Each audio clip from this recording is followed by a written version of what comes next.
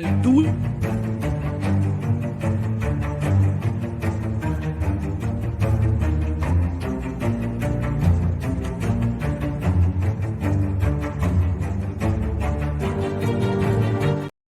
Hello, everyone, and welcome to an all-new episode of Wicked Unscripted, where we have unscripted conversations about some of the most popular reality shows on television. My name is Abigail Adams. I'm your host for this podcast. Joining me today, Jesus, we're not going to get off to that start. As always, is the lovely Sarah Talks. She's actually not joining me for Big Brother or Traitors today, though. She is here joining me for Survivor. And we're Sarah going to be Talks talking Survivor. the very first episode of season 46, which did not disappoint At all. at all. At all. Fantastic. This was a roller coaster, in a good way. I really enjoyed this episode. I love this cast. This cast, there's just very few, if any, low points to this cast. So Right. at least so far. So I'm enjoying it. Let's just go over the tribes super duper quick. Sarah's gonna pull up the slides for us. We're gonna start with Siga. So Jem is one of Sarah's picks. I've really enjoyed her so far. She is aligned currently with Maria and Mariah and Charlie as Charlie's Angels. Whose idea was it to put Maria and Mariah on the same fucking tribe? I don't know. I don't know, but I love them both. All three women, and I mean, I'd probably say everybody on this tribe has really pleasantly surprised me. Yeah. Um, Do we think the rumors are true that production got Mariah and Liz mixed up and accidentally cast them both? Who knows? I almost wonder if one was an alternate in case the other wasn't going to be on, and then somebody else dropped out, because I know somebody else did drop out. Startling. It's so crazy. I don't know how it's going to be wild. So that was fun. We also have Ben down on the bottom, who is my metalhead buddy of the season. I'm very excited about him. He's and adorable. All the Metallica.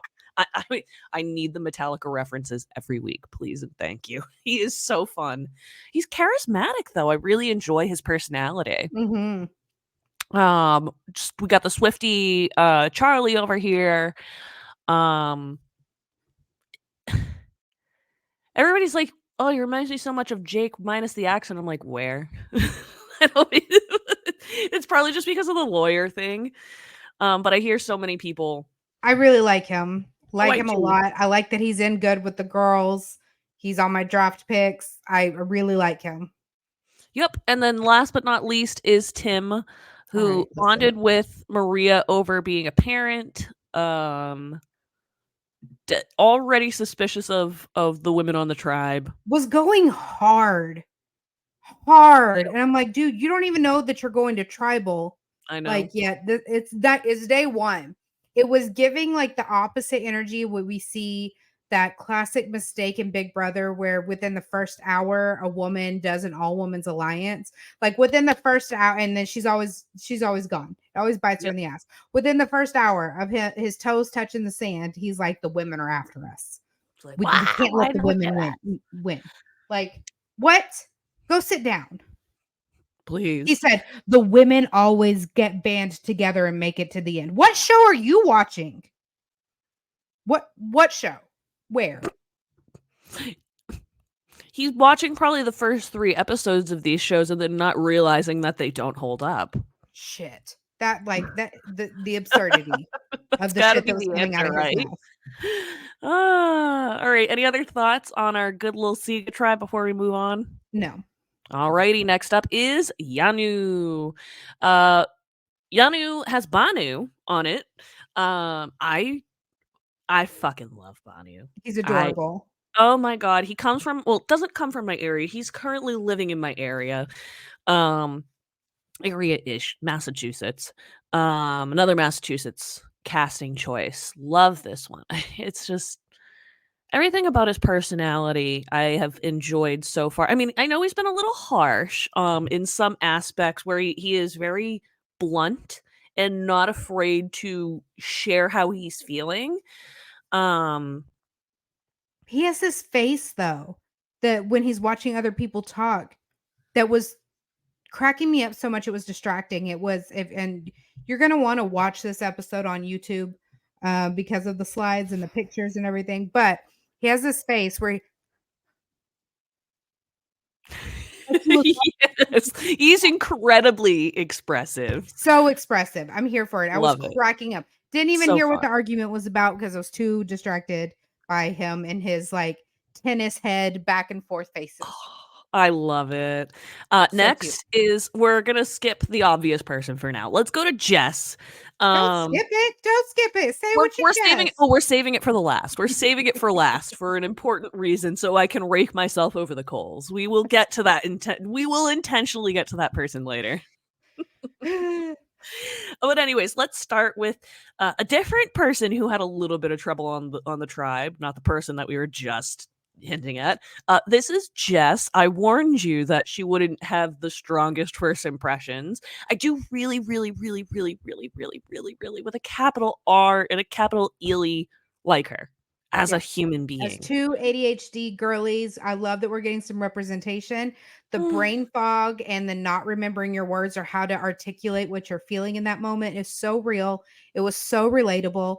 And then you compact that with nerves that it's your first tribal council. Jeff Probst is talking to you The sleeping and you problems. might be going home first. And like, I wouldn't have words either. And I get the ADHD struggles she is having completely. And I hope she stays a long time because I need people to Yes. see that this ADHD is not just you're distracted easily. Like Mm-mm. it's so much more than a short attention span.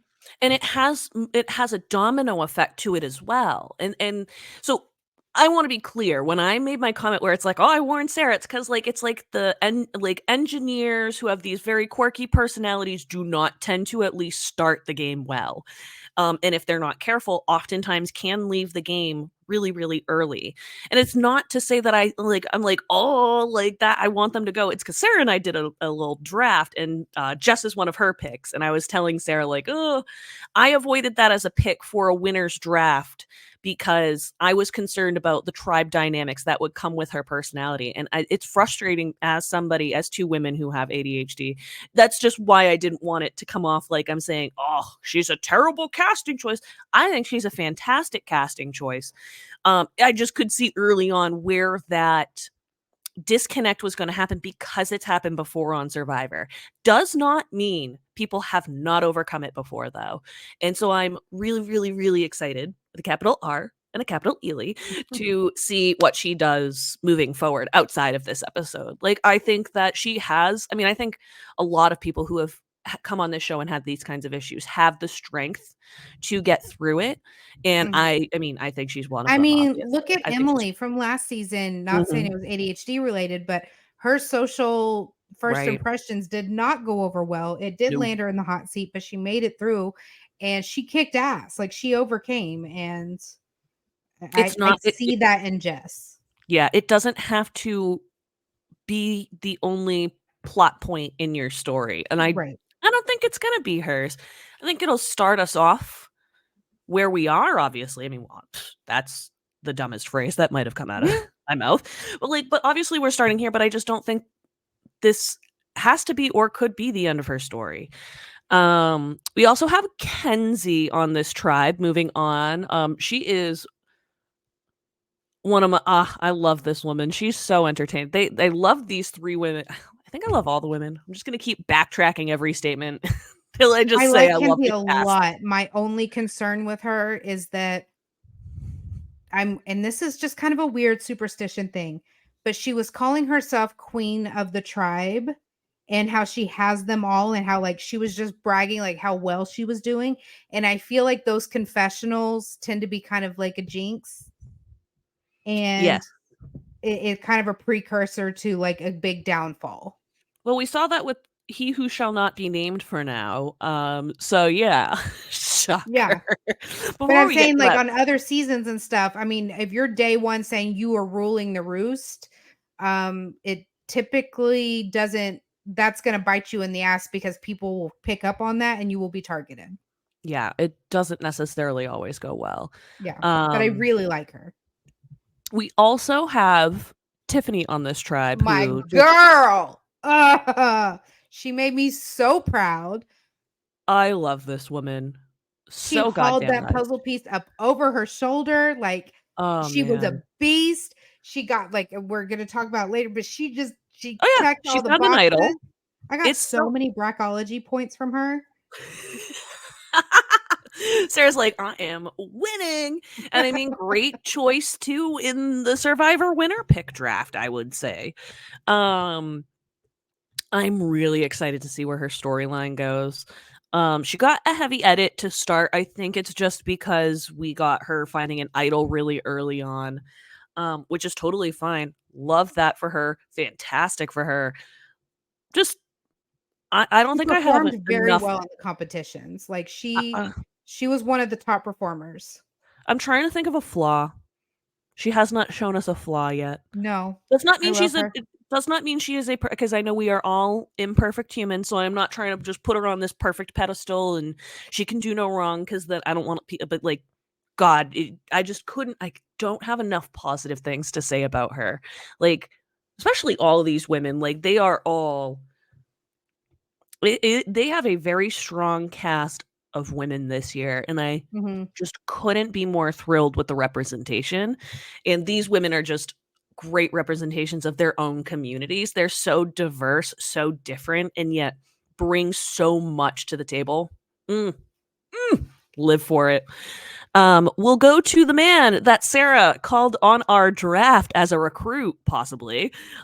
This is Q. He goes by Quintavious in person.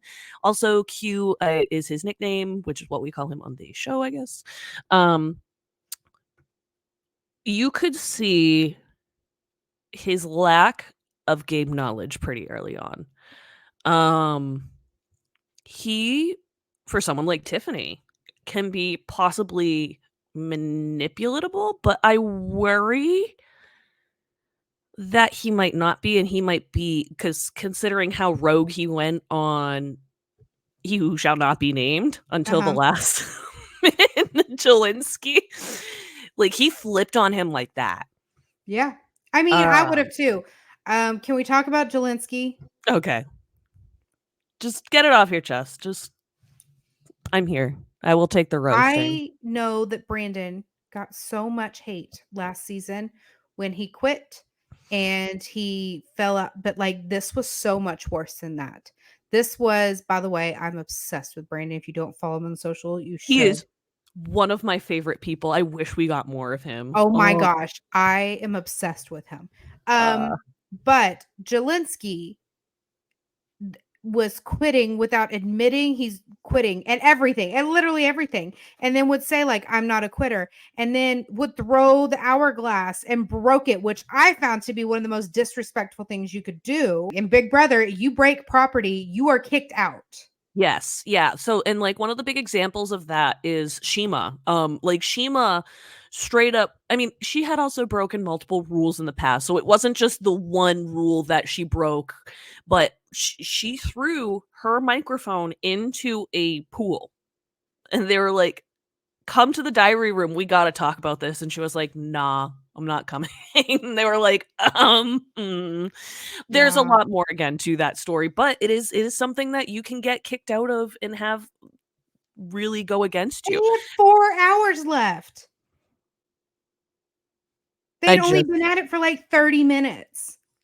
Also, he told Mike Bloom that Q was actually the first person to suggest quitting.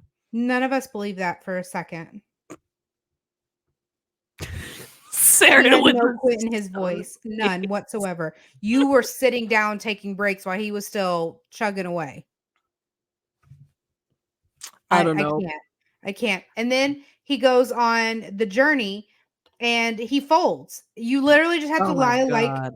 like she said, Kinsey said, to strangers, and he folded almost immediately. And I Embarrassing. and then stood behind it, like stood behind these decisions, like, but then you have the audacity to tell Jeff Probst to his face, like, you're not a quitter.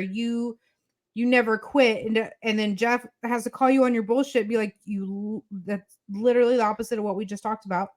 You just said you quit.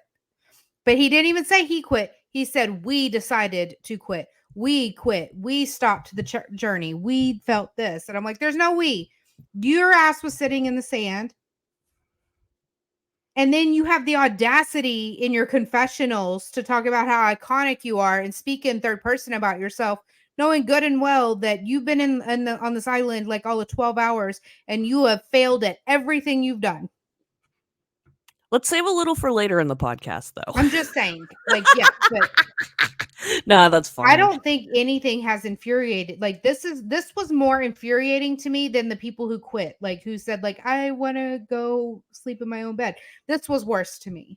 I disagree, but I feel I can understand what I mean. It's up there with it for me. I just don't think I can say it's worse for me because at least he put in effort, even if the effort was bullshit. But he put in effort, and then like it would be.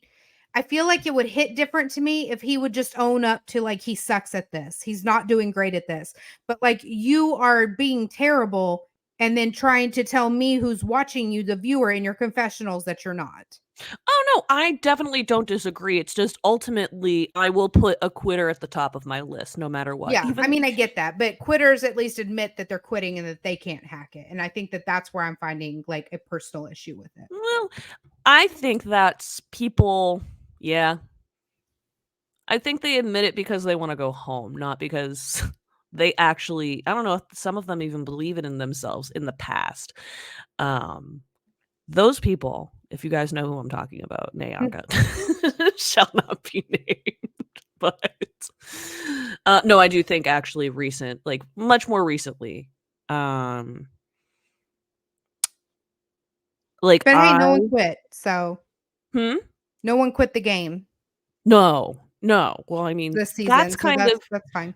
That's kind of where I was going from, where it's like, because I'm trying, like, I get, because like he quit things, so it's hard for me to justify being like he's not a quitter. He's not a quitter because obviously he quit shit. But I just think, and I'm not saying you disagree with this at all, but I just think that there's a difference between quitting a bunch of shit in the game that people can vote you out over versus like quitting the actual game and saying I don't want to be here. But I do think that they're similar though, and I want to make it that clear because it's like you're still taking away from other people's opportunity to like be there and participate and enjoy rather than just sit there and be like, oh no, nope, and just like does television need to get the spot? And I think he duped us all at the end of the day. Oh boy, that was one of my worst draft picks ever. Let's talk about that first challenge though. Wait, we have one more tribe. Oh shit. Oh, we gotta go through this a lot faster. I think that the last tribe needed the extra time, but there's a lot of icons on this tribe too. So oh, I mean, yeah, dude, I pray we don't go too fucking hours. Holy shit. There's a lot to talk about with a 2-hour episode of Survivor though. So with this, we have our first person, we have Hunter. He makes Survivor games at home, so we haven't seen a ton of that stuff. We saw much more of the high school teacher side to start, but I'm just waiting for the moment when they start bringing out more of that. I feel like he did really well, and I feel like him acknowledging his social shortcomings and pairing up with a more dynamic socially player as like in Tevin was a great move on his part. I love the Andy Griffith alliance. It's so I love adorable. that so much. Yeah, I think he is showing he's doing very, very well. He was my first pick, my first draft pick, and I feel like although he wasn't my first draft pick because he's my like first pick, he was my first draft pick because he was in my top 2, and I felt like my number 2 was less likely to get taken by you. But yeah, I feel like Hunter did really, really well. Yeah, I agree. I really enjoyed his work to start. I mean, like I say work like we saw a lot, but it's just the social work that we saw to start. I really have been enjoying Tevin too. Lots of personality traits that remind me of Bryce from Cagayan. Oh my god. But like monologue. He's so incredible. It was beautiful. Mhm. beautiful. And like I listened to it a couple different times just because it was just so beautiful. And then you're hearing it, and it was different.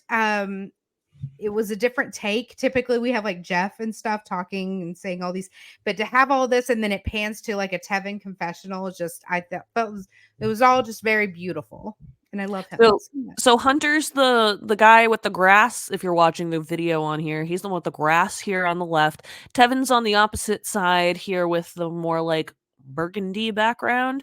Mhm. And then actually in the middle we have Randon, Yeah, who I can't quite figure out where he's gonna land he socially has this it season. out for Venus so bad for Yeah. no fucking reason. Well, it's because Venus is a princess and it's so unsurprising to me that he really has no reason besides he just thinks probably really like just negative things about her based on It's giving misogyny. yeah, I'm just not a huge well it's and it's I think it's unintentional too. Like a lot I mean, I'm not saying that like intent versus impact does not matter, but I'm just saying like cuz like when we were looking at Tim with Charlie's Angels, well, not necessarily all of them because he wasn't talking about Charlie. He was seeing the women team up and it's like, "Oh, you got to watch out for the women." It's like, why?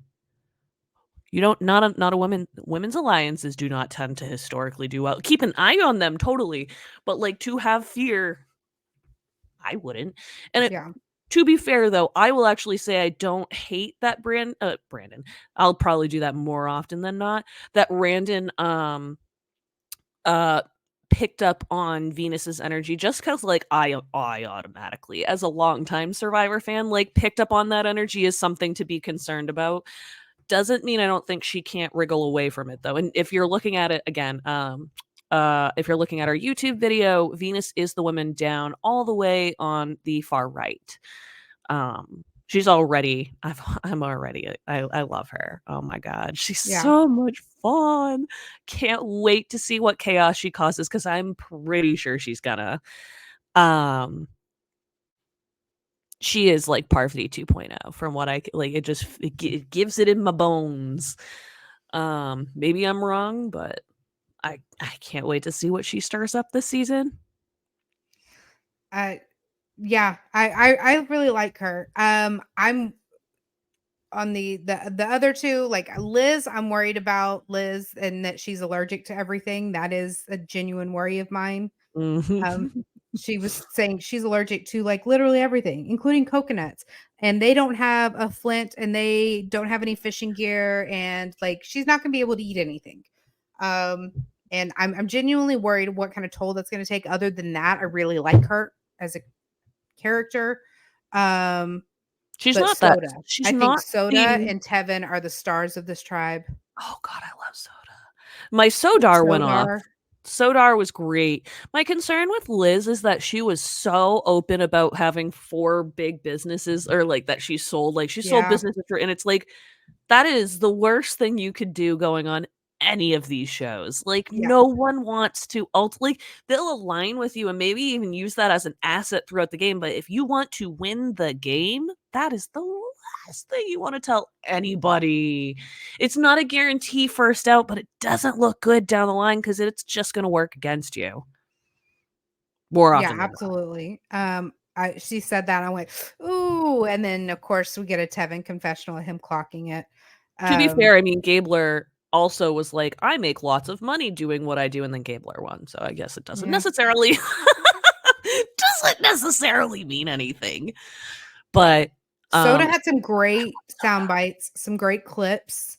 oh, she is gonna be one of the most memeable people off of She, this entire she had a season. quote in the Her and first Tevin. challenge. She said, "Jump on that like you're starving for a ham on Living Christmas for it. morning." So good. I'm living for it. And so this is Nami, and Nami did really, really well. This is a much more natural transition than I attempted earlier. They were so impressive in this first challenge. Teamwork seemed really on point for people who are just meeting. I'm very curious to see what dynamic changes we'll see moving forward with future challenges. We've already seen one challenge after they've kind of known each other for a few days. But like I love that kind of progression where we can see like the raw natural teamwork we can get when nobody knows each other versus when there are tensions on the tribe, when we don't know each other, or people who might not click right away, but the second they get to know each other and know each other's strengths and weaknesses, click way better than they did before. They are the former. They clicked really, really well right off the bat.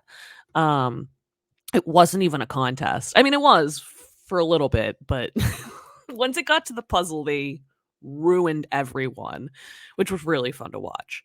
They look like they have a pretty decent puzzle tribe. Yeah. I fear that the obstacle course to puzzle thing can come back and smack Survivor in the face if they have a tribe that can excel at puzzles like this. Yeah.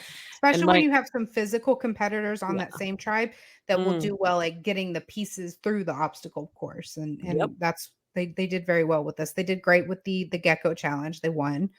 Um Just no digs to them. It's just I don't know if that was the best selection for a tribe. I mean, we all know how I feel about these damn competitions. I was on my third watch of this when Mr. Talks was watching with me and he said, "Oh, obstacle course and puzzle. Cool." And I was like, it's like because he even knows at this Oh, point. I text you every time and I'm just like, Yeah. "Wah!" Because But I it's just do like the big geckos, and I want to know where I can get one, and I would very much like to have one of those giant geckos just for me to jump on and to hug. those are from the immunity challenge, by the way, for anybody who might not remember. Do you d they remind me so Yes, much the of the little Beanie beanie Baby. geckos that used to get yes. It's all I those used to be everything. Like, I did not feel cool because I didn't have one of those until I got one, and then they were not cool by Yeah. then, but I loved I my want a gecko. giant one now, so Bring them back. I would live for that shit.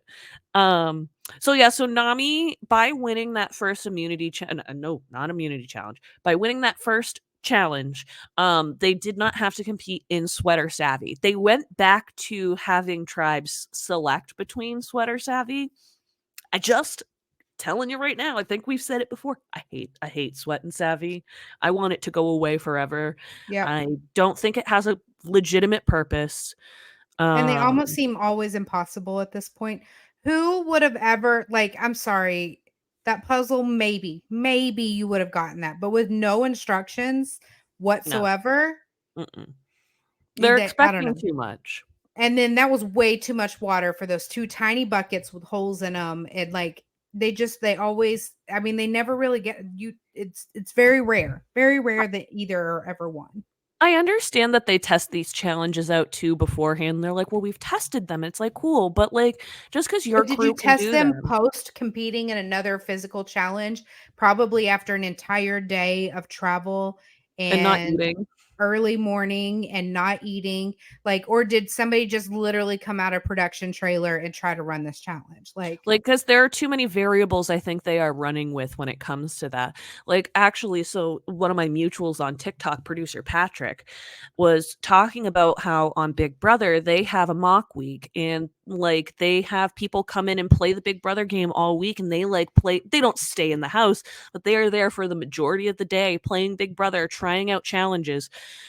Um on a side, I'll say it for both Survivor and Big Brother. If you're running those, if you are testing it out and it's still not working the way you want, why put it on the air? That's more for Big Brother than Survivor. But that's what I would like to I don't know if Survivor's doing that because I don't have as much insight, but I do know that like they do run tests. Survivor, Jeff has talked about it. That they have people who come out and test these challenges, like it said on the show.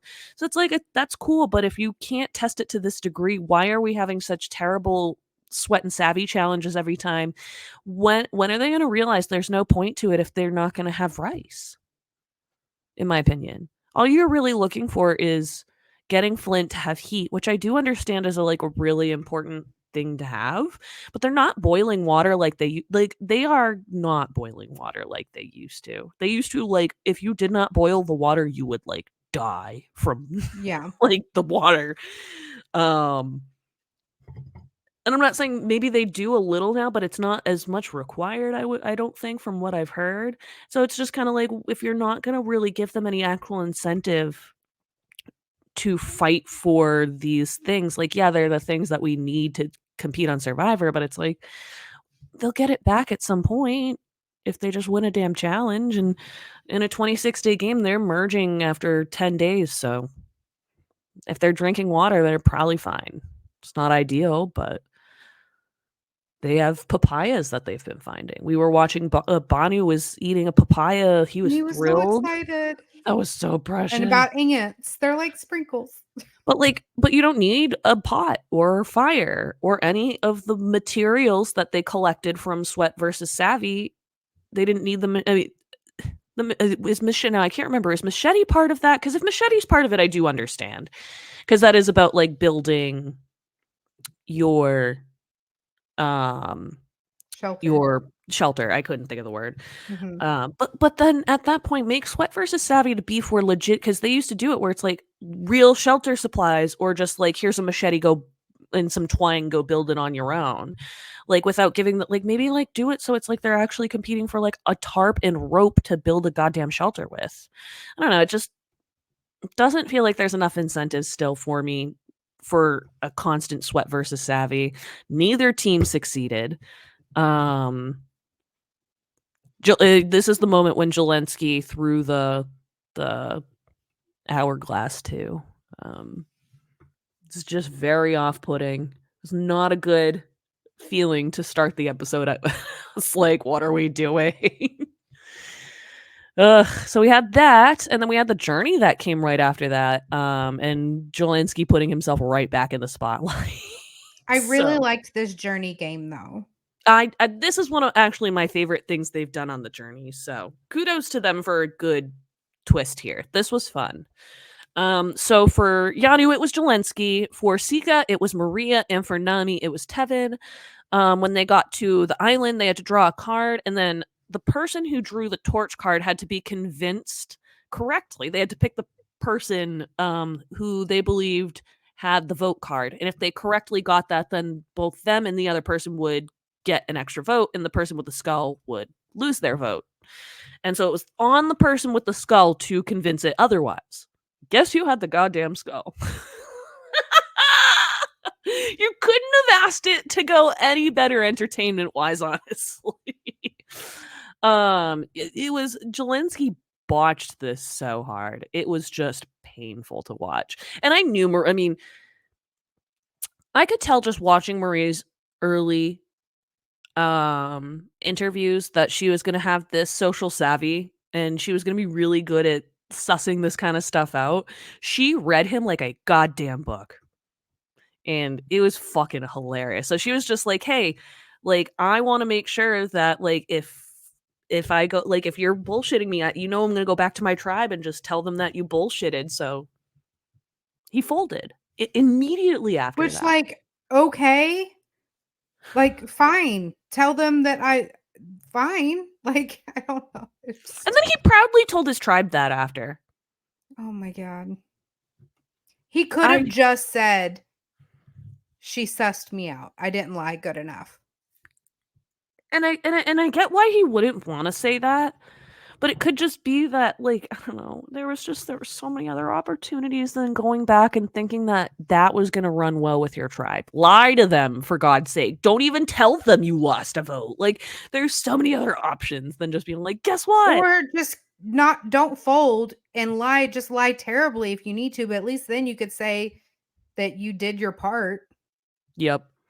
I also think though I want to give some kudos to Tevin because I think that he played this really well. Like socially, this whole situation just Maria and Tevin absolutely owned Zelensky. It wasn't even close. This was it at this point in the episode. It just felt like a downward spiral for him. We can actually. We were gonna talk about alliances, but we already talked about the alliances. Besides the Yanu 4, which is Zelensky with Q, who he did the sweat challenge with, as well as Kenzie and Tiffany. But after the immunity challenge, that all changes. So let's talk about the immunity challenge now. I'll add some couple notes in a little bit. But with the immunity challenge, this is the gecko challenge that you and I were talking about. Um, trying to think of any. I'm like scanning through. Jesus Christ, we talked about a lot of this already. Yeah, I mean, um, I was a fun obstacle course ending with a puzzle, but I like the gecko element of it all. yeah, Yanni struggled big time. Jelinski helped botch the puzzle. He looked so defeated at that point, and like it was part of the downward spiral where it was just like it was so cringe to watch. Mhm. Um, afterward though, Tiffany winds up finding an immunity idol, or actually, yes, she gets the beware advantage. But she gets the idol at the end of the day. And I think she found beware right before they went to the challenge, right? Yes, Okay, I thought so. because they had to lose the if they lost the challenge, then the second clue would be there. Yes, that's thank you for that. So yeah, everybody on Yanu was looking for an idol, but Tiffany was the one that found it. As I mentioned, Jesus Christ, we already knocked a lot of this out. I'm like going through all my notes. Killing it on this episode. Um, so part But of yeah, it was Tiffany beasted out that immunity, and when she went back for the other clue, and then yes, the guys came looking for it, and she was able to decipher it very quickly, and they went back and she got it, this little cute friendship bracelet, but, loved it. um, I'm Yeah, that excited for her. that She puzzle was crushed it. impressive. That was an impressive solve. In it's especially in the time that it seems that she did it. Like she is a force to be reckoned with. And that was the moment that I was like, shit, she is probably going to go damn far in this game. I love it. I love it except for the fact that I didn't draft her in our goddamn winners draft. Like whatever. Um the other tribes do some idol hunting too, but we didn't really see much result from that. Pre-tribal, obviously we know that Yanu's going. The initial target is actually Jess. And no one else is really vibing with her. Um we will talk about other I wanna make a clear note. I skipped over some stuff, about other tribe dynamics, but we'll chat about that, after we talk about tribal council. We'll kinda just go to some general dynamics and thoughts about that kinda stuff since we're on a roll right now with Yanu. Yanu was very much the center of the episode. Um, getting to really understand their dynamics, like I said, Jess was, the person that they were initially targeting because people really weren't vibing with her. She was talking about struggling with sleep. She wasn't making the friendships, and people were talking about it in their confessionals. Um, and it was really frustrating at points because, like, all I wanted to do was just give her a hug, knowing what she's going through, and it's like I get in Survivor you can't just coddle people, and I do understand. It's so frustrating to watch somebody struggle and have people be basing their first opinions off of those struggles because it's just things that a lot of us who deal with ADHD are familiar with when it comes to socializing. Yeah. Yeah, Um, I said before, like, but the first, like, week or 2 is difficult in that way. yes. We typically the ones that were worried about socially in the beginning kind of if they make it through the first week, then they're fine after, they go through a tribal ceremony together, make it through the first challenge. Yeah, I'll be curious, like I said earlier, to see how her relationships can progress in this game. I really hope that there is opportunity for them too. That she's not going to just get shut right out. Because if that's the case, I pray that they don't end up back at tribal council because it probably won't end up well. Um, lucky for her, Jelinski screwed up so much that everybody's starting to kind of think otherwise about whether or not he's worth keeping on the tribe. And hilariously enough, it comes out of his so-called alliance. Q is the first person to bring it up, and he brings it up to Tiffany, who's also in his alliance. Um, they have the majority at that point. All they needed to swing was one other person outside of the three remaining members of their alliance, which included Kenzie, who was on board. Um, And I think it's really funny because he was he was so cocky. He was bragging about this in one of his confessionals, like, I'm already in a big alliance. Like, you could tell he was super comfortable at that point. You could tell he was super comfortable when we got to tribal council. And it's like, if you know Survivor well enough, you would know that being too comfortable is a red flag. And he was so cocky in himself, he couldn't even see it. The debate of tribe strength versus self preservation is always going to come up at the first tribal council. Um, Banu I don't. mouthing Jeff's words was so cute. Okay, for so precious. That's part of why I love Precious. him. It's just, I just want to give him a hug. He's so much fun. Jelinski's got a diagnosis. I don't know what it is. I wrote that down in my notes, and I didn't even have to bring my notes in here to remember. I wrote down Jelinski has some kind of diagnosis because, like, the deflection he was giving at this tribal, and like the lack of self awareness. There's something there. There is something It could there. just be narcissism. And I'm not saying that I'm That's what going to I'm just saying. I don't want to diagnose. diagnose him, but No. I know that there's one there. There's something in a chart somewhere.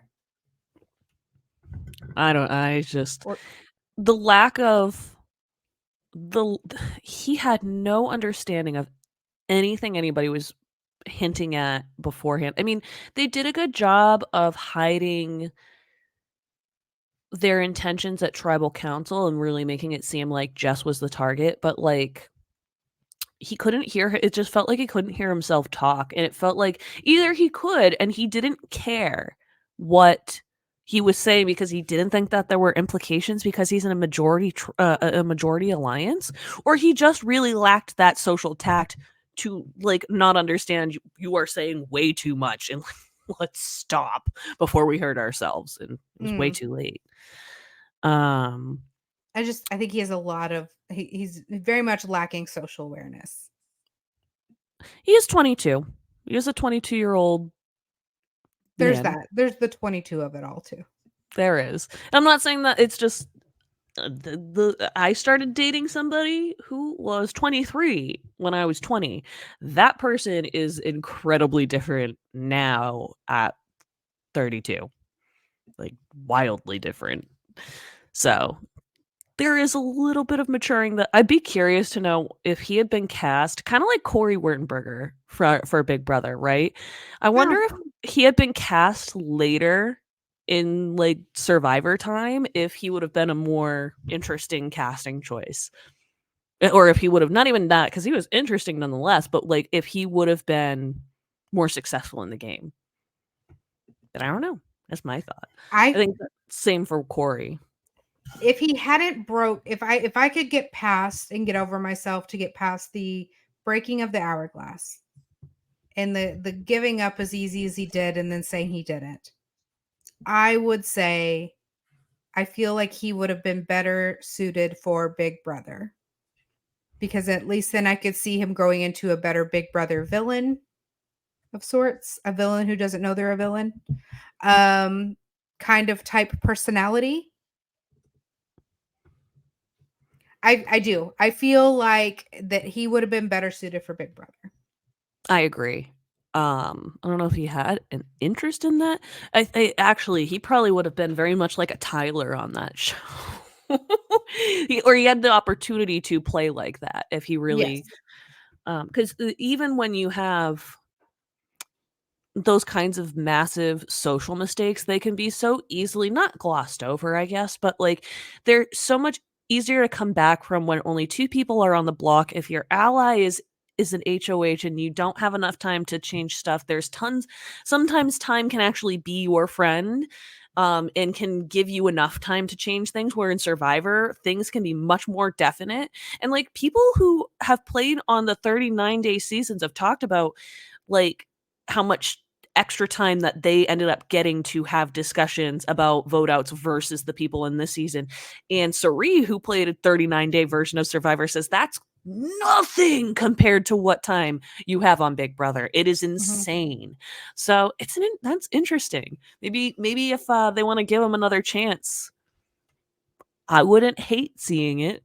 I He would would go struggle with with it for sure because I'm still offended, but I might I get over wouldn't it. hate it. But I would think that I wouldn't judge anybody for not liking it though because of somebody who has a history of quitting. I don't judge. Yeah, like I understand. Yeah. It's hard to stomach. Um, we talked about Jess. She really struggled with the kind of the physical and mental impacts of the game. Um, it I was, felt for her so much at this tribal. yeah, it was hard to watch in a different sense versus Cholinsky because it's like I just wanted to jump through the screen and just hug her and be like, "You are loved. Um, you are Yeah, appreciated and it understood." was hard not to take it personal and feel like they were, like, exploiting that part of her. Like, I Mhm, know production could have very easily edited that to, like, when she said, "Come back to me," like, given her a moment to, like, collect her thoughts and then speak, and then mhm, put that in there because she was clearly having, like, an ADHD struggle, and I have those all the time. I have those on lives, I have them on the podcast, I have where, like, my brain know certain things, but I don't know the words to like articulate what I need to communicate in that moment. So I just need an extra minute. Or you have like me, I have delayed auditory processing a lot of times because of my ADHD. And it's like my ears will hear you. My brain just takes a minute to catch up and to translate those yes. words because they came in all jumbled. Um, and I feel it was hard for me not to watch that and feel like she was being exploited a little. Yeah, I don't Because think Oh, go for it, even in other sorry. competition shows, like they'll ask them questions on The Voice or American Idol or even Shark Tank. We see it on Shark Tank all the time where like they just go blank. They forget their whole pitch. And even the sharks will be like, Are it's you okay. alive? Just your moment. Take a moment. Like, just take a moment. And then they do. And then they're good. They're off to the races. Because it just happens. Like, people who don't have ADHD freeze up in those moments. You're talking to Jeff Probst at tribal council where you're likely to go home and like you should be thinking about what Jeff's saying to you or what the tribe member's saying to you. But it's hard not to think about like if I get voted out, where am I going to go from it? Do I walk that way? Do I walk up this way? Do I grab my fire?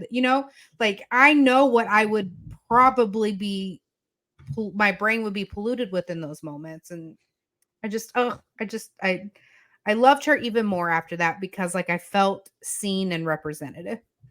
I would really like to see and I think she still has opportunities to do well. Um, I think this is a sign that people aren't fully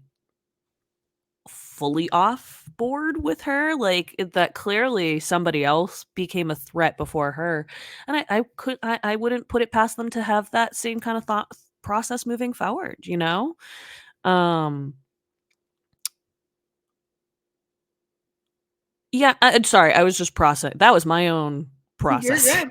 good. So do you is it I think I obviously already know the answer. My question for you that I don't think I need to ask anymore is, do you think this was the right move or no, Yes. for the tribe? I agree, I do think it's the right move for the tribe.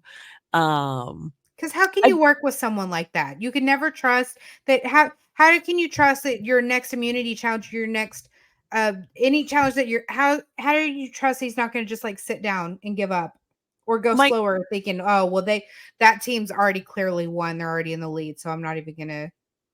my only concern, and this is the only concern I have, is that down the line, Tiffany Q and Banu might not be able to trust each other the way they could have had they stayed with the original alliance that they had formed because it's the first tribal council and they already went against their alliance. They already voted them out. But we have seen, and I will say there's evidence like Big Brother, um, you can knock somebody out of your alliance because you think they're super toxic, and then your alliance is that much stronger, and you actually do succeed more in the game. So I'm not saying that like, oh, this is a sign that they're not going to stay together, but it isn't out of the realm of possibility. And I just wonder if it will impact.